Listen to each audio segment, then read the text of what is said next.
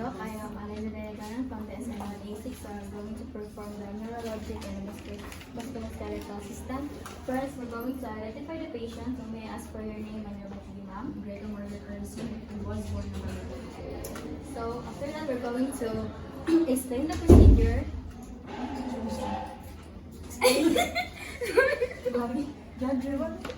So we're going the purpose of this is to assess your neurologic and musculoskeletal system and perform hand hygiene. So we're going to begin the survey with the patient's overall health status. So, ma'am, can you present please? President Rodrigo How did you have for breakfast today? Okay. So now for the long term, can you tell me when is your birthday? November 25. Okay. The Mac Hospital. Okay, thank you. After that, we will assess for the abstract reasoning. This is to assess for higher brain function.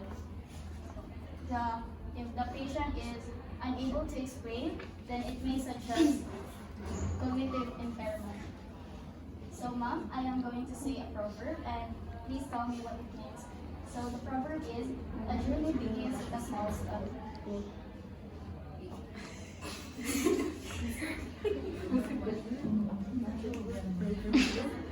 Let's go. A journey of man For me, begins with time a is small very step. important and relevant. We can go back to it and we cannot do it. So we should make the most out of it, and then we should spend time considering since we cannot go back to it. So that's why time is spent. Yes, exactly. Can you please repeat your left hand? Can you repeat after me? 1, Now, can you please raise your right hand? 4, 5. So we're going to assess for the cranial nerve function. So there are 12 nerve functions. Pwede ka tawag ka ba? Pwede ka tawag. Pwede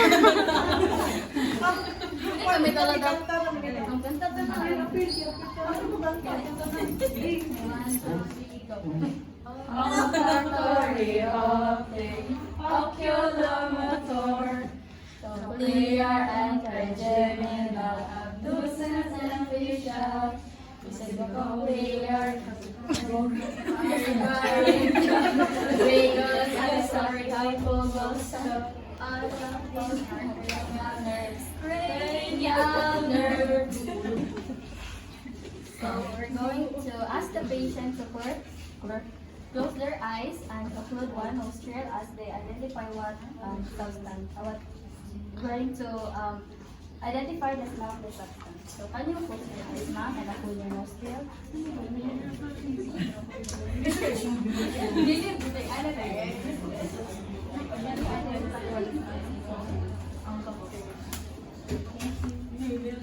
So after that, we're going to tap the patient's shoulder as they ang sa daw?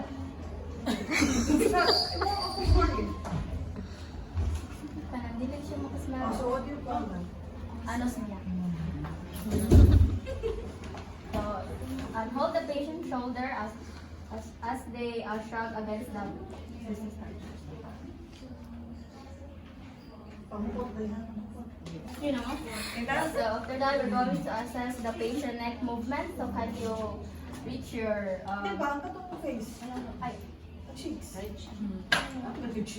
padok. So after that,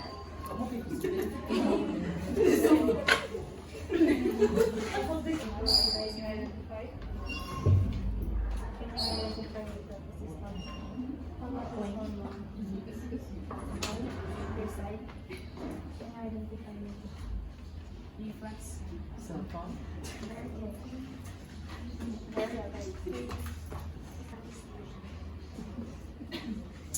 so we're going to assess for the deep tendon reflex or the DTR. So we're going to, this is to evaluate if there is any spinal cord issues.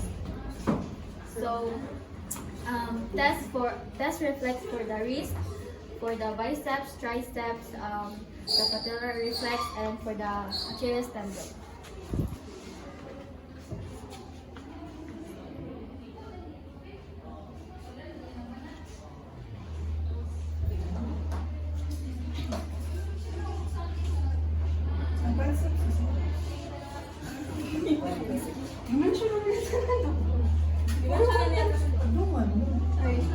Ay, sige. Isa ko na mo. Ito sultin. So first is the wrist reflex.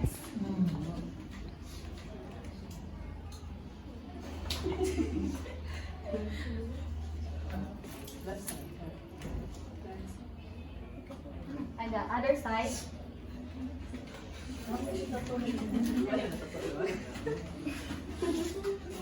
Yan, sukat Isa, ka. the bicep reflex.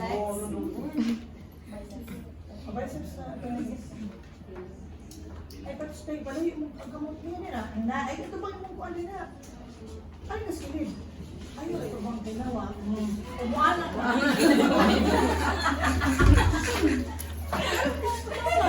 Pasinti ka, di ka? Amang The other ka, side. amang ka na pasinti. Super na rin ka.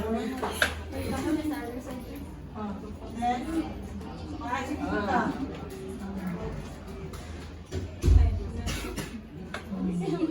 Next. Triceps reflex. Asa yung triceps na yun? Oh, anda?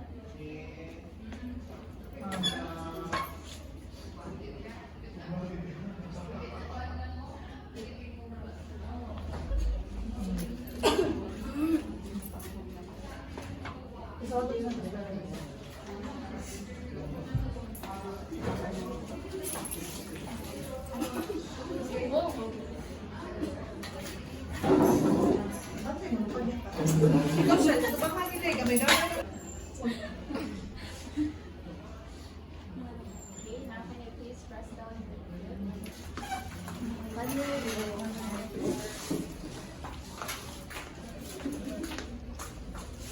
Now, with your heel.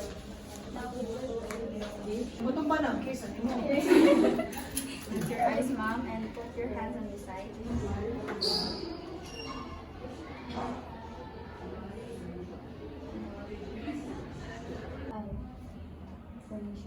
Quickly.